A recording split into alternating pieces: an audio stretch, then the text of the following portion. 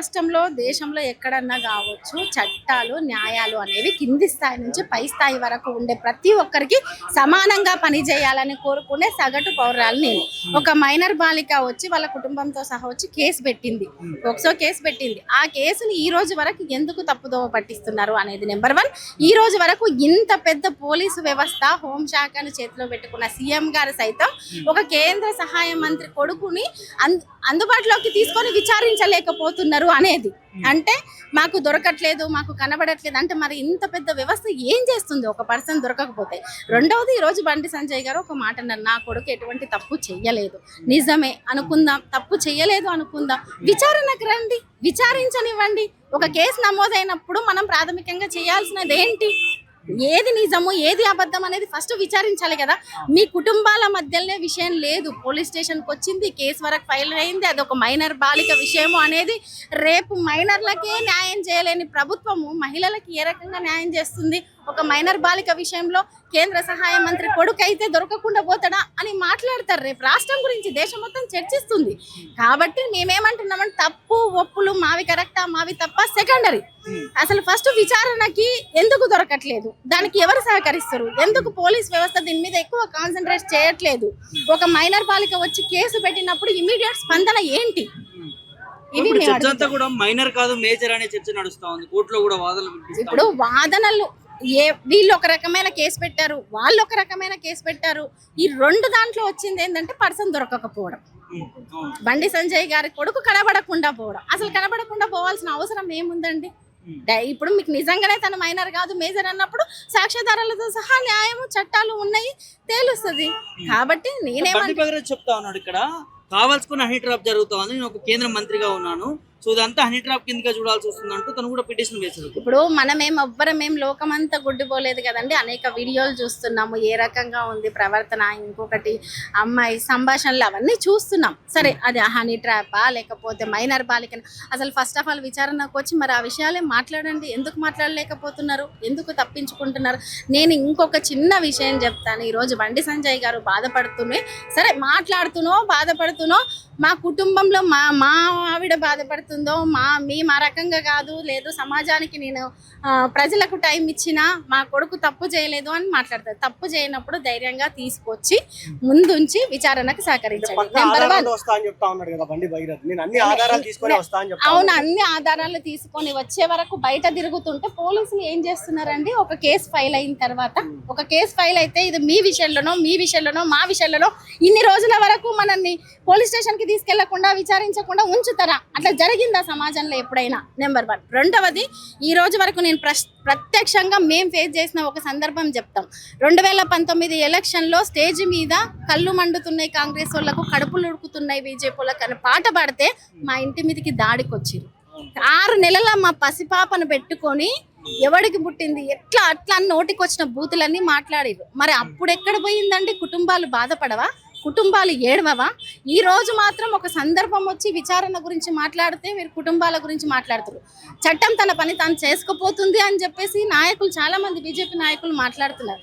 చట్టం తన పని తాను చేసుకుపోతుంది, అన్ని విషయాల్లో కూడా చట్టం తన పని తాను చేసుకుపోతుంది. మరి మీరు అన్ని విషయాల్లో స్పందించి ఈ ఒక్క విషయంలో ఎందుకు స్పందించట్లేదు? ఆ రోజు కొంతమంది విషయంలో వాళ్ళ కుటుంబాలు బాధపడతాయని ఎందుకు మాట్లాడలేదు? కాబట్టి నేను ఒకటే అంటున్నా, వీళ్ళది తప్ప వాళ్ళది తప్ప ఇది అదా అవి సెకండరీ. అవి న్యాయ పరిధిలో ఉన్నాయి, అవి చట్ట పరిధిలో ఉన్నాయి, అవి తేలుస్తుంది. ఆ లోపు ఒక మైనర్ బాలిక తన కుటుంబంతో సహా వచ్చి ఒక కేసు పెట్టినప్పుడు దాని గురించి ఒక పర్సన్ని తీసుకొని ఇంత పెద్ద రాష్ట్ర హోంశాఖ ఎటువంటి విచారణ చేయకపోవడం, అది ముఖ్యమంత్రి రేవంత్ రెడ్డి గారి చేతుల్లో హోంశాఖ ఉండడం, హోంశాఖ మంత్రిగా ఉండడం అనేది దేశం మొత్తం కూడా ఒక సహాయ మంత్రి కొడుకు మీద కేసు ఫైల్ అవుతుంటే తను ఎందుకు దొరకట్లేదు, తనను ఎందుకు పట్టుకోవట్లేదు, ఎందుకు విచారించట్లేదు అని క్వశ్చన్ చేస్తుంటే కూడా ఈ రోజు రాష్ట్రంలో ఎటువంటి స్పందన లేకపోవడం అనేది సిగ్గుచేటు. చూసుకుంటే మనం ఒక యూట్యూబర్ మీద పోక్సో కేసు అయితే 20 ఏళ్ళు జైలు శిక్ష పడింది. సో ఈ విషయంలో కూడా ఇలా జరిగే అవకాశాలు ఏమైనా ఉన్నాయా? ఇప్పుడు ఈ విషయంలో ఎలా జరుగుతాయి ఏంది అనేది మన పరిధిలో ఉన్నది కాదండి. మీరు మాట్లాడుకునేది కాదు, నేను మాట్లాడుకునేది కాదు. అది ఈ విచారణ తర్వాత తేలేది. కానీ విచారణ వరకు ఏం జరగాలి అనే ప్రాసెస్ కరెక్ట్ గా జరగట్లేదు అనేది నేను చెప్తాను. దీని వెనకాల బీఆర్ఎస్ పార్టీ కేటీఆర్ ఉన్నాడు అనేది బండి సంజయ్ అనుచరులు చెప్తా ఉన్నారు. ఎట్లా చూస్తారు? ఒకటండి, ఇక్కడ వ్యక్తులు వాళ్ళు ఏం జరిగినాయో తెలియకుండా మనం ఏ బీఆర్ఎస్ పార్టీ అయినా ఎవరైనా ఎందుకుంటారు? ఎందుకు కేటీఆర్ గారు ఉంటారు? ఒకటి కొడుతున్నాం. సాధారణ ఒక వ్యక్తికి ఏ రకంగా అయితే విచారణ జరుగుతుందో అధికారి అయినా సరే, ప్రజాప్రతినిధుల పిల్లలైనా సరే, ఎవరైనా సరే ఆ రకంగానే ఉండాలని కోరుతున్నాం అంతే. పార్టీ దీన్ని రాజకీయంగా వాడుకుంటా ఉంది. రాజకీయాల్లో లేని వ్యక్తిని లోపలికి ఎందుకు లాగుతా ఉన్నారు అని చెప్పేసి కవిత అంటా ఉంది. దీన్ని కేవలం రాజకీయంగా వాడుకుంటారని చెప్పి కవిత గారు అంటా ఉన్నారు. ఏం చెప్తారు?